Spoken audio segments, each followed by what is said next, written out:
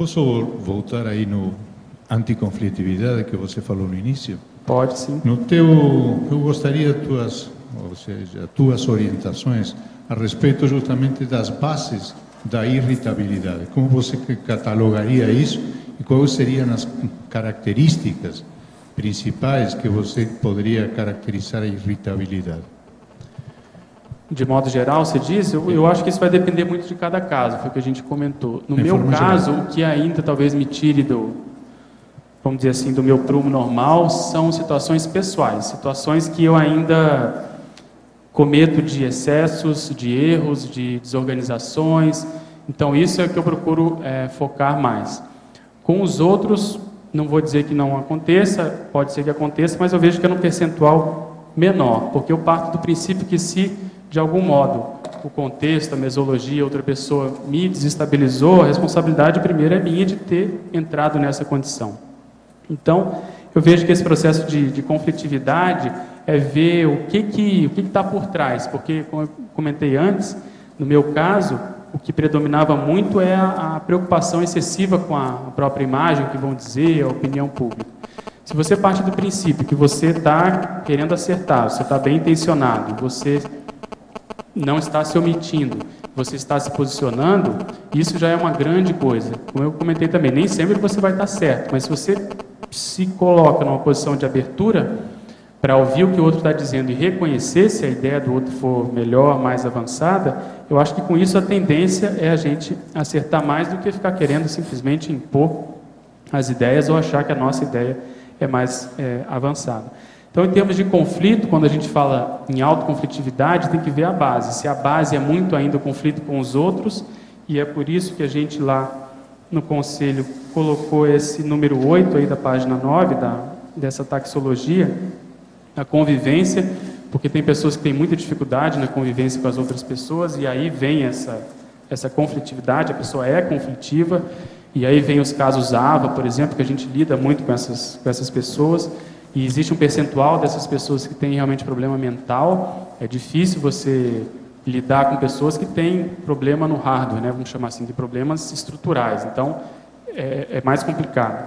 Então, tirando esses casos, muitas vezes a pessoa tem que ver como é a convivialidade dela e ela aplicar nisso. No meu caso, eu vejo que não é tanto por aí. É mais um processo eu comigo mesmo. Não sei se eu te respondi, Oswaldo. Não, tudo bem. Agora, uma coisa que me chamou muito a atenção aí na listagem que você fez aqui das características, certo? Na página, na argumentologia. Você não colocou a comunicabilidade. Por quê? Veja, existem vários trafores que a gente poderia elencar aqui.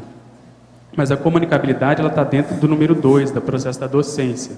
A gente não colocou aqui também especificamente a condição da liderança, mas também ela está intrínseca.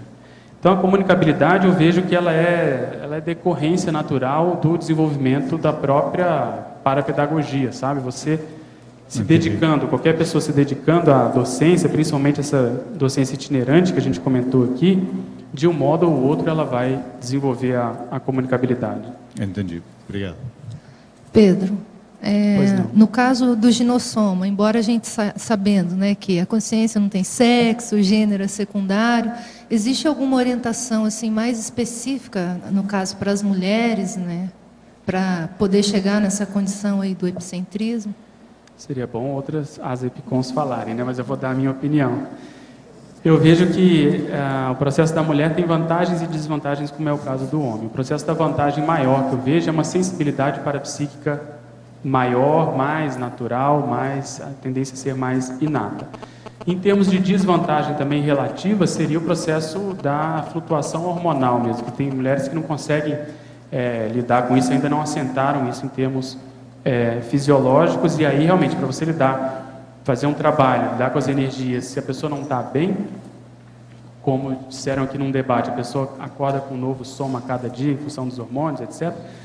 Então, se há isso, que eu acho, até certo ponto, isso pode ser acalmado com determinadas medidas, mas se há isso ainda é um dificultador, sabe? Eu acho que isso é mais complicado. Mas, em termos parapsíquicos, eu vejo que a mulher tem mais vantagens do que o homem. Como eu estava comentando, por exemplo, a pessoa ficar mais acessível para os amparadores. A maior prova que a mulher é mais evoluída, que o homem tem medo dela. Veja só o que os portugueses... Não, veja só o que os portugueses têm como um dito popular. Essa é terrível. Guarda-te do boi pela frente, do burro por detrás e da mulher por todos os lados. Aqui tem vários assim que eles colocam a mulher lá na situação pior. Não, mas esse é o boi, o burro e a vaca. Presta atenção, um negócio sério isso aqui. Pedro. Como é que fica isso? Pedro. Pois não. Aqui. Tem 4 pontos que eu queria falar com você. O primeiro é na página 6, na coloquiologia. Eu queria que você explicasse por que você escolheu o devagar e sempre. Sim, porque todo o desenvolvimento consciencial, principalmente evolutivo, né? A gente lembra que o EPICOM é um dos patamares evolutivos, eu vejo que ele é feito devagar e sempre mesmo, ele é feito num contínuo. Se a pessoa ela galga às vezes patamares mais rapidamente, como a gente até comentou no final da argumentologia, é porque nessa condição de exceção, muitas vezes é porque a pessoa estava defasada, ela estava às vezes devendo. Até no verbete gap teático a gente fala isso. Então aqueles saltos aparentes que acontecem na manifestação se dão, a meu ver, principalmente em função desse subnível que existia antes.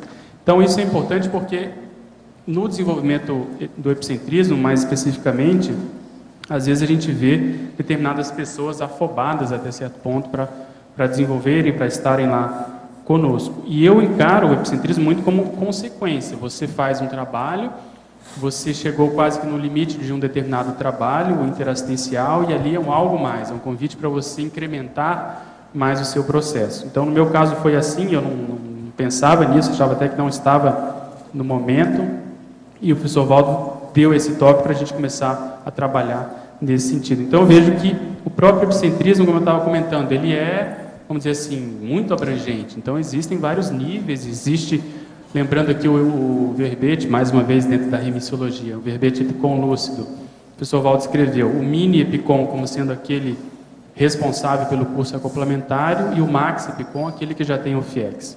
Então, dentro disso, você tentar se localizar, eu acho que você tem que fazer essa gradação contínua, mas num ritmo mais lento. Outra coisa que me ocorre aqui dizer é o momento de vida, o momento existencial, o momento que a pessoa está vivenciando. Existem determinados momentos em que a gente consegue se dedicar menos, existem aqueles que você consegue se dedicar mais ao processo da PROEX. A gente debateu isso aqui no verbete tempo proexogênico, né?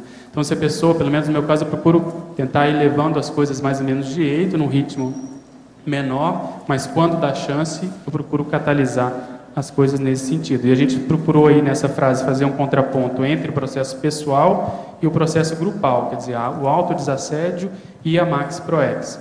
Então, quanto mais eu conseguir me desassediar, mais eu vou contribuir na Max PROEX em função dessa convivência grupal. Bacana.